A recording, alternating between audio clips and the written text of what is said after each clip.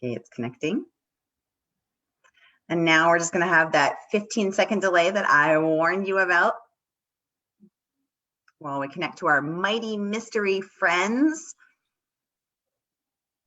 All right. And we are live. Welcome, mighty mystery friends. I'm your on-air host, Sara DiVello. And I am absolutely thrilled to be hosting the incredible Anthony Horowitz today, whose brand new book, Moonflower Murders, is out, follow-up to his famous Magpie Murders. Anthony, we are thrilled to have you. Welcome to Mighty Mysteries. Tell us about your book. Oh my goodness, how long do I have? Only half an hour. Moonflower Murders. Moonflower Murders is a sequel to Magpie Murders, although if you haven't read Magpie Murders, it doesn't matter. Because it's a standalone book. And it once again features my main character, Susan Ryland, who is not a detective, but an editor, a publishing editor, who gets drawn into a murder because of one of her authors, Alan Conway, who has written a book about a murder. And what you get in Moonflower Murders is a book inside a book. You've got the modern world of Susan Ryland and her interests and her loves. And you've got this book that she has to read because it will give her the clue to a murder that has been committed. It sounds complicated, but it isn't. When you read it, it all makes sense. I absolutely love that. A book within a book. And I have to share just one of your many, many rave reviews. AJ Finn saying, Moonflower Murders showcases Horowitz's full battalion of strength, the whiplash plotting, the leather smooth prose, the bold energy, and above all, the bright spark of joy that ignites the best fiction, the joy of a storyteller finding brave new ways to dazzle his audience. Sophisticated, literate novels aren't supposed to be so much fun. Wow, rave review there. So Anthony, tell us, what's the secret to whiplash plotting? How do you do that? And Anthony's joining us live from London. I mean, the truth of the matter is that I spend longer planning the book than I do writing it. I spend hours and hours and weeks and months, and I go through a notebook which has, I think, about 50 pages of notes and diagrams and flowcharts and questions and ideas and doodles and all sorts of things, which are, if you like, the mechanics of the book. It's sort of the engine room. What I like to say is my book is like a watch, like a Swiss watch. Inside, it's got all these cogs and wheels and springs and diamonds, but when you look at it, it's very easy to tell the time. And that's the idea. So the story is easy, but the mechanics are hard. Ooh, I love a good analogy. I love the analogy of a Swiss watch. So tell us what it's like in that engine room plotting, as you said, so meticulously. What is your research process like? How long does it take you to research? How long does it take you to write? Tell us all the things. Well, there's not a lot of research needed because the sort of whodunit, the murder mystery world is a very closed world, and it's not full of sort of modern day technology. And I don't use forensics. One of the joys I think about writing murder mystery for me is not to use science and computers and photographs and fingerprints and blood splatter and all the sort of stuff that you might need research for. I'm more interested in a sort of a slightly more old-fashioned way of solving crime by sitting back and using what Poirot called the little grey cells and thinking about it. Yes, and you have received... Go on. You've received rave reviews comparing you to Agatha Christie, the queen of the murder mystery. And I love what you're saying. And I just want to welcome everyone on Facebook. Welcome everyone. So welcome Darlene, welcome Gail, welcome Joanne. Gail saying busy day. She's so excited for this. Welcome Kimberly, my fellow Mighty Blaze author. She says she's so excited for this interview. She's a huge Alex Rider fan in her house. Her whole house says she also loved the Magpie Murders. Welcome Margaret, welcome Gail. She says, welcome Karen. Amanda said you did that so well in Magpie Murders. Wonderful, Amanda, and I'm betting that Anthony has done it again in Moonflower Murders.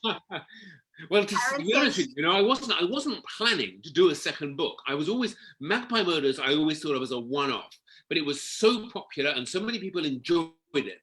There was a lot of pressure on me to come up with a sequel, and I began to think, can I do this a second time? So what I didn't want to do was to do it a second time, not as well as the first time. So I would say, oh, Magpie Murders was great, but, you know, Moonflower wasn't so. But actually, in some ways, I think Moonflower Murders is better because I came up with another idea, and it was a completely different idea, a new way of playing the same trick. And, you know, I'm so excited that the book came out in the United Kingdom about a couple of months ago. People have loved it and nobody has guessed it. That's what I always want to know. Did you guess the endings? And nobody has. Oh, that is fantastic. And I think that is the challenge of every mystery writer. So how do you write a book where no one guesses the ending, but at the end of the book, nobody feels tricked or duped or that you withheld information from you? How do you walk that line? Ooh, Anthony's frozen.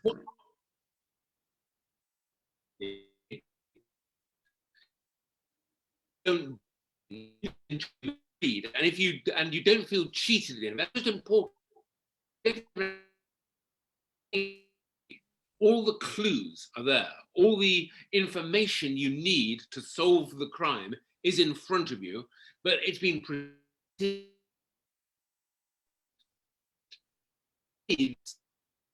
thing in murder they are absolutely fair with the reader, so you don't feel that about.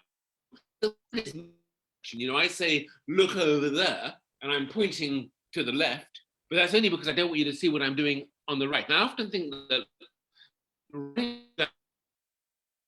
and performing a magic trick is really quite a similar. You're really doing in both cases. You're misdirecting, you're tricking, you are pointing the wrong way, and all the time secretly you are showing the plot or developing the plot. Ooh, I love that. And you were breaking up a little bit there, but I think we heard most of it, which is that you want to be fair with the audience. So, who done it like a magic trick? The same thing. In fact, you know, I wrote a book some years ago called Moriarty, which is a Sherlock Holmes novel, and it is actually based. The whole book is based on a card trick. I took a famous card trick and I turned it into a novel because I think that magic and illusion, trompe-l'oeil, and murder mystery are very close cousins. Ooh, I love that. So sleight of hand, twist of fate. Now I'm just quoting YouTube. Yeah. But no, I love that idea of the illusion of a magic trick. That's so insightful, so brilliant. Thank you. Darlene is saying she loves an unpredictable novel. Kimberly would like to know, which authors do you read, Anthony, for fun? Do you read mysteries, for example, or do you read something completely different? Well, Kimberly, I never read a mystery. So great question. I never read a mystery when I'm writing a mystery because I get my head gets too confused about who the murderer is. And is it my murderer or your murderer? And also I get nervous about if a writer has got a brilliant idea in a murder mystery novel, I just get annoyed I didn't think of that idea. You know, and it often happens. In fact, in Moonflower Murders, there's a clue which I sort of found in an IR11 thriller. And it really annoyed me. I'd already written mine. And I thought, oh, how annoying. IR11 has had the same idea as me, and everyone's going to think I stole his idea. I didn't. I'd written mine already. But that's why I don't read murder mystery when I'm writing murder mystery, for that reason. But in terms of what I do read, I read a lot. I read 19th century literature. I love Charles Dickens, Anthony Trollope, Jane Austen, Thomas Hardy,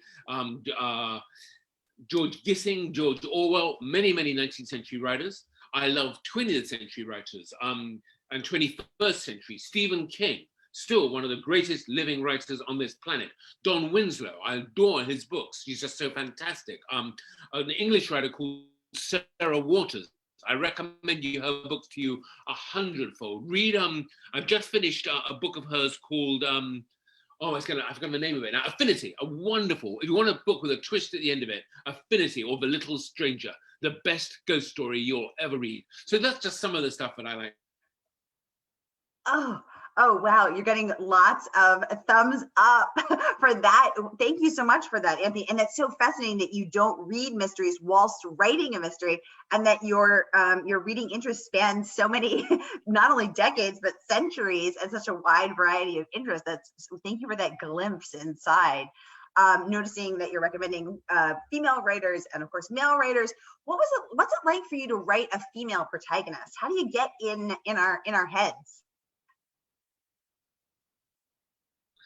Well, you know, I'm so happy you asked that question because only Oh, is wait. Alex Rider and books for kids. It was such a joy to create Susan Ryland, and I have to love Ryland as a woman.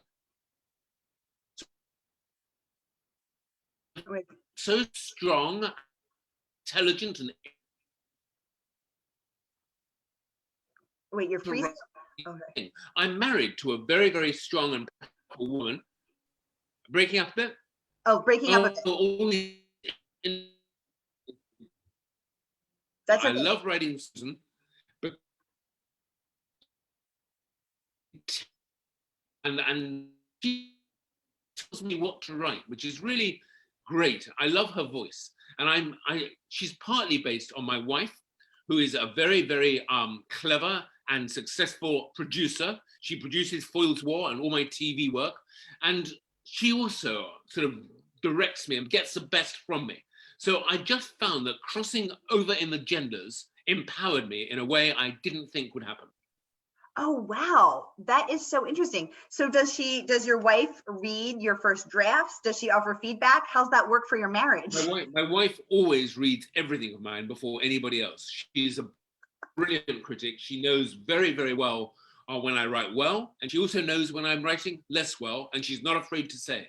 So she'll often, she'll ask me to make changes, and sometimes I'll say, you crazy, this is perfect. That's only because I'm married to her. I think about it for 5 minutes, I make the changes. Okay. All right. Wow. Excellent. Okay. Because, my marriage barely survived my husband reading my first draft. So it's good to know that there's light ahead. Or maybe. I also have a son who reads my work as well. My wife and my son are my best critics, and they're just fearless. And that's the most important thing to be, is, they know I'll get a little bit, I'll get a little bit fractious, a little bit upset to begin with. But at the end, it's so valuable to have somebody that you can trust and who I love, who can actually tell me when I'm not doing my best work. Wow, that's fantastic. I love that. Now, do you then have a small circle of first readers after your wife and your son? How does that work? Yeah, my sister reads as well, and she's very, very good and never guesses the ending, which I like about her. And then, of course, I've got my editor. Actually, funnily enough, when I'm talking to you, I suddenly realized that pretty much everybody who reads my books before they're published are women. My wife, my editor, my sister, and my best friend, actually. And they're the four who always read it, and my son.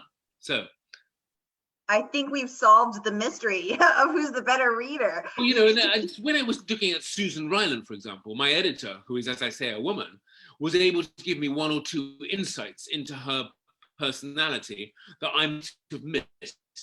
Obviously there are things about you and about the other gender that I don't always instinctively understand. But because she was, is a woman, she was able to give me occasional steers where I just not so much got things wrong as missed things out that I would have been thinking this. So I've had a lot of help from a lot of very smart women. Yeah, exactly. I love that, because I've interviewed a few male authors who have written, only a few actually. I've done 50 some of these interviews since the pandemic descended, and I've interviewed only a few male authors who have written female protagonists. And I always ask them, how do you write a woman? And I love to hear the answers. And it's so cool to know that you have this trusted inner circle of female readers, and that you're so open to feedback when they say, you missed something or whatever, and to try to create a female character that is not through the so-called male gaze of who you want the woman to be, but who the woman just actually is. You make a very good point. You cannot be a man judging what women think if you're going to write a female character. You've got to be the female character, and you've got to be inside her, and you've got to write instinctively. I think that is important. Yes, exactly.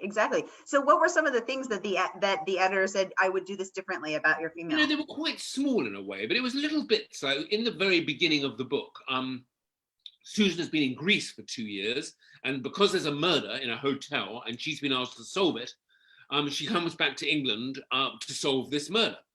And my editor said the first thing, or one of the first things she would think, is that after 2 years, her clothes are all out of date and they're all a little bit out of fashion. And she said that she should worry about that and maybe do a bit of shopping. And you know, because you can see from me wearing these rather ragged clothes I'm in at the moment, these things don't even cross my mind.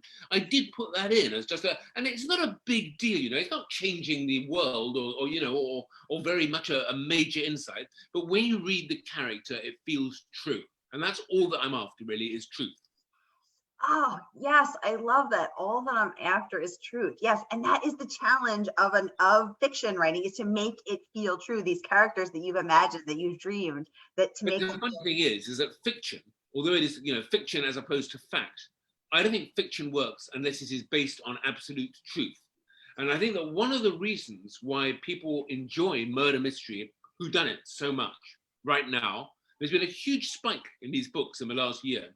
yes, And I have this belief that one of the reasons is that with all the news we get 24/7, all the fake news that we're now being told to be warned about, in a world where everything is changing all the time and we no longer know exactly what is the truth, a whodunit is the one book that dots every I, crosses every T, and gives you ultimate truth at the end of the story.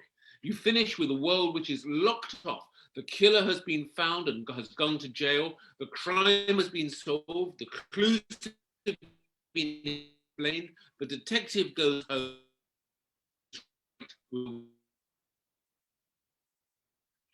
yes. This is so true. Murder mysteries, there is a kernel of truth that is so appealing to us right now in this age for all of these reasons that you pointed out. And honestly, I hadn't thought of it that way, because I was thinking, I too have only been able to read mysteries and thrillers since the pandemic descended, but I thought it was because the pace was so fast and my attention span has become so small. But you're so right. It's the truth of it, the authenticity, the honesty of it.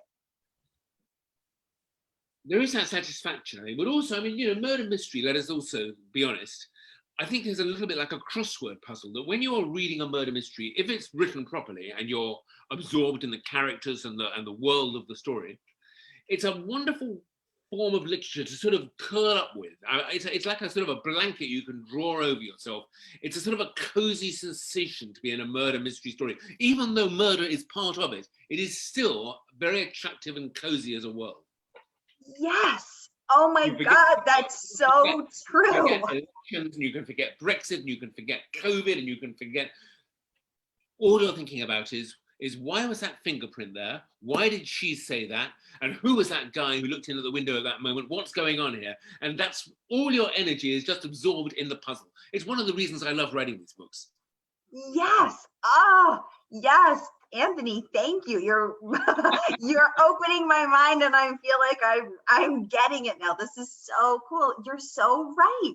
And I have found them incredibly comforting, and then started to wonder, why do I find murder comforting? And this is why. It's one of the things that always interests me, which is why is it that a murder, if you saw one in the street, would disgust you and horrify you, and you'd look away, or you know you might look, but with horror. But a murder in a story just makes you smile. You know, it's death without the sort of the sting, if you like. It's sort of without the unpleasantness. It's sort of and I like that about the murder mystery as well. You know, I always say you don't read a murder mystery for the murder. You read it because the murder introduces you to a whole world and to a whole range of characters that you want to know. It's an excuse, right? The murder opens the door into the world of the whodunit. And that's, again, one of the reasons why I like it. Because you don't, you know, the other thing is that you don't murder anybody for a little reason. You don't murder somebody because you're a little bit, or because you disagree with them a bit. You murder somebody for big emotion. So when you meet people in the world of a whodunit, the emotions are already out there. They're huge. Everybody has big secrets to hide. Everybody has things they're scared of. Everybody has emotions that are bubbling up to the surface. And that's, again, very much the excitement of a good whodunit. Ooh, yes, that's so true. I love that. It's so true. Oh my gosh. Amanda would like to know, she said, I read both Magpie Murders and The Word is Murder during the lockdown in March with the rain and the fire going on, and it was the coziest experience, she says.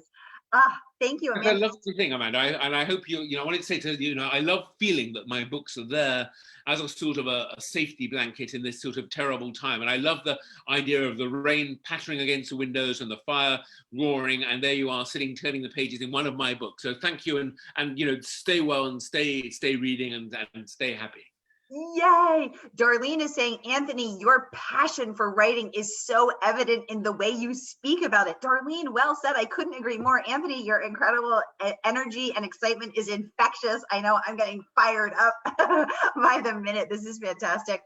Margaret says, what would the opposite of that cozy? Margaret says, what would the opposite of that cozy feeling of a murder mystery be then? Horror? She's wondering.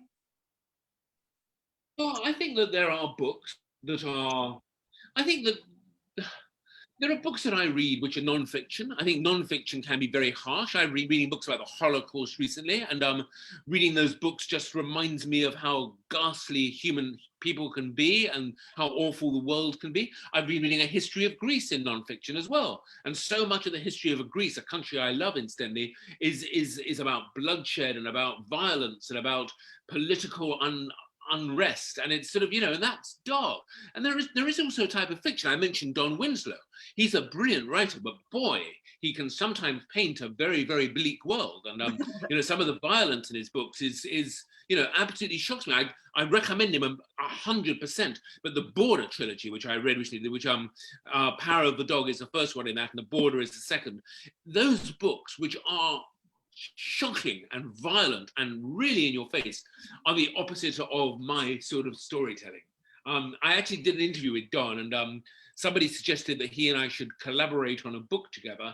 And I said, what sort of book could possibly encapsulate Don Winslow and me? We are so on opposite sides of what books can do, but we like each other's work, which is rather nice.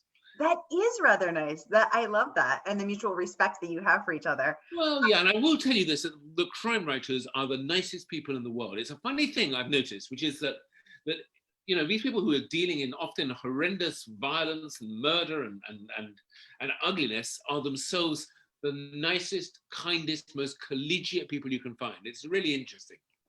I've noticed that as I've segued from all the interviews you've done. I mean. Yeah, it's true. And I've noticed that as I've segued from memoir into mystery, I almost thought, is this possible that these people are this nice, or is this kind of, are these people faking it? Because they are the nicest, most supportive, most incredibly kind community I've ever met. Absolutely amazing. Yeah, it's absolutely true. Because in my book, in the book within the book, it's got reviews in it. The inside the main book, Moonflower Murders, is another book called Atticus Punt Takes the Case, which doesn't really exist. It's sort of it's a book in a book, and that book in the book has got reviews from Peter James and from Lee Child. And I rang them and I said, "Do you mind if I use your name in my book?" And they said, "No, go ahead, and that's fine." And again, it was just so nice of them. Everybody I asked just said, "Yeah, sure." Oh, that's so fun! I love that those are real. That's fantastic. Amanda says she's reading Moriarty now. She says you are amazing in capitals and a huge inspiration to her as an author. Well, thank you so much for that comment. All I want to say is that I hope the end of that book absolutely blows you away. There is a surprise coming your, and I wonder if you'll see it before it arrives. Ooh, Amanda, you have been warned by Anthony Horowitz. No spoilers. No spoilers. No spoilers. Oh my gosh, I love it. I love it. Andrea says she's reading Moonflower Murders now. She absolutely loves your books. Andrea, thank you so much. Thank Welcome, you, Lucinda. Amanda says you are hilarious. We are getting so much love for this. So, Anthony, you love Greece. You have traveled extensively. I also love Greece. It's, I think, one of my top favorite countries I've ever been to. But you have traveled extensively and adventurously. Tell us what is one of your top 3 favorite travel memories? Oh, travel memories. I suppose. Well, this year I visited the island of gosh, what was the one I did? Amorgos. So the island of Amorgos was the most beautiful of all. Every time I go to a Greek island, I find it more beautiful than the one before. And this year happened to be Amorgos, and it was just so wild, so desolate. The Aegean Sea is so beautiful. That would definitely be one. Suffolk. I go to Suffolk off the coast of England every year. I write up there, and that's all about the rain coming down horizontally, the wind coming all the way from eastern Siberia, howling across the sea, and the sky like sheet metal, so grey, so hard. But I love that too. So Suffolk and Greece, they couldn't be more different. And the third one, what is the third one? San Francisco. I was in San Francisco a few years ago, and I had a week there. And if I'm going to put a city onto my tour of the world, it would be San Fran, which I absolutely adored. Just the combination of the art there, the Museum of Modern Art in San Francisco is one of my favorite places in the whole world. The best restaurants I can remember, and just so many great movies. Bullet,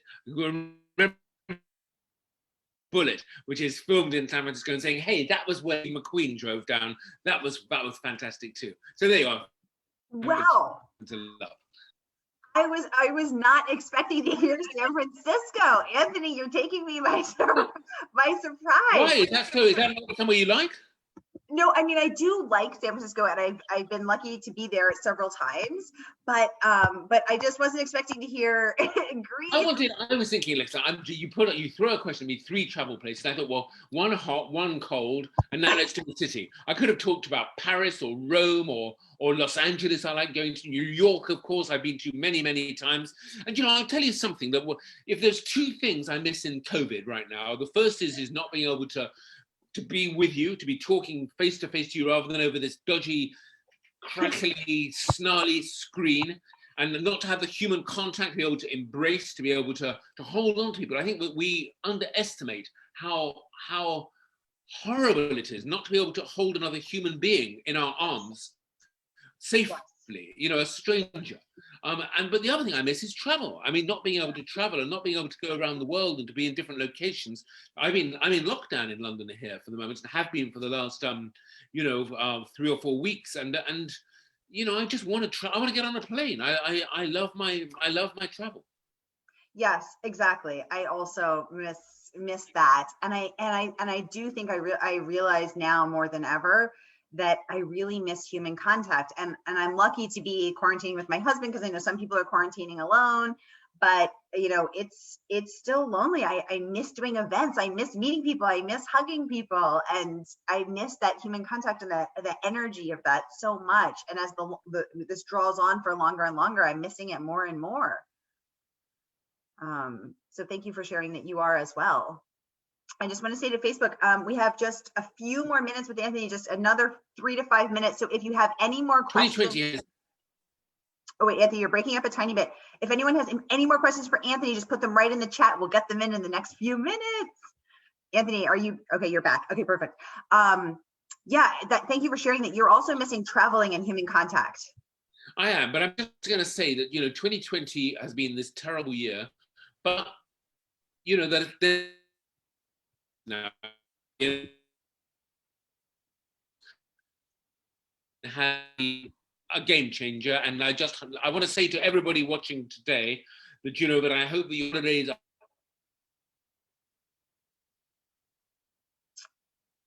Wait, we lost you. Determined that it never happens again. Oh wait, yeah. Wait, can you say that one more time, Anthony? We lost you a little bit. I just want to say that 2020 has been this awful year, yes, but there is now some light at the end of a tunnel. There is a vaccine, and yes, I just hope I want to say this to all your people watching this and on Facebook, that I just hope that we all stay safe and stay well, and that next year we can look back on this terrible year with a sort of a smile and a determination that what has happened never happens again. Yes. Let's do that. Well said. Thank you, Anthony. So we just have a few last questions for you. Amanda would like to know what you're working on now. Kimberly also says, what's next for you, Anthony, writing wise? Another book, another TV series? So the big news is that Magpie Murders is being filmed next year, and I've been working on the screenplay for that. I've finished all 6 scripts. We have wonderful casting. I'm not allowed to say who it is, but we've got a wonderful, wonderful, huge piece of casting for Susan. I'm also working on the next season of Alex Rider, which is Alex Rider. My kids' books are at the moment on IMDb. You can see them right now. And season 2, I'm working on. I've just come out of a big Zoom call with a writer on that. I've got a new Hawthorne novel coming out next year. The Word is Murder, The Sentence is Death. The third book hasn't got a title yet. My publisher just threw out the title, but loves the book. So I'm working on that. And I've done a big, I've just done another Sherlock Holmes short story, but quite long, 10,000 words. And I'm determined that it should get published in the USA somehow, somewhere. So that's some of the work I've been doing. Oh my gosh, Anthony, when do you sleep? When do you eat? That's amazing. You're so busy. That's fantastic. Andrea is saying she loves all of your books and your incredible energy. Andrea, I couldn't agree more. Thank you so much. Thank you. So unfortunately, we're out of time. So I just wanted to thank everyone for joining us today. Thank you for your excellent questions and for your energy. Anthony, thank you so much for coming. I loved every minute of talking to you. You should show everybody a photo of your absolutely adorable dog before you stop, because I got the pleasure of seeing, God, what's his name? The hairy one. That's what I can remember. The hairy one. Yes, Peluda, who means the hairy one. Oh, Amanda says she has a guess that Olivia Colman may be involved. Well, Anthony's. I love Olivia Colman. I do love Olivia, because she'd be great, wouldn't she? But I'm not allowed to say anything.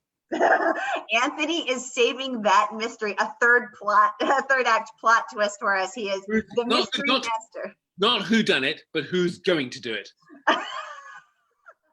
I love it. I love it. Anthony Horowitz has segued from who done it to who's going to do it. And like the mystery master he is drawing out the suspense. We absolutely love it. Amanda saying this was so great. Darlene saying thank you, Sarah and Anthony. Thank you, everyone, for joining us.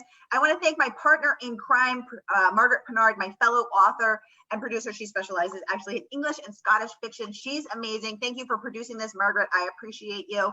Everybody, Anthony's book is available today in the US and through our very special partnership from bookshop.org. You can support independent bookstores, and they need our support. Heartbreaking statistic, 1 independent bookstore per week has gone out of business since the pandemic descended. We have to support them. So you can get his book today and support indie. So please do so. And then let us know, circle back and let us know how you're enjoying the Moonflower Murders. Anthony, thank you. You are absolutely. I love talking to you, and I'm on Twitter. If anybody wants to get in touch with me, they can find me at Anthony Horowitz on Twitter. Always happy to reply to anyone who sends me any messages. Oh, how lovely. And Margaret has also linked that in the comments as well. So just go over there and click follow. And Anthony has very graciously said he'll reply to everyone. Oh, Anthony, you're incredible. Thank you so much. I've loved talking to you. Keep well, and talk to you again one day face to face. Sounds good. Thank you so much, and have a great day.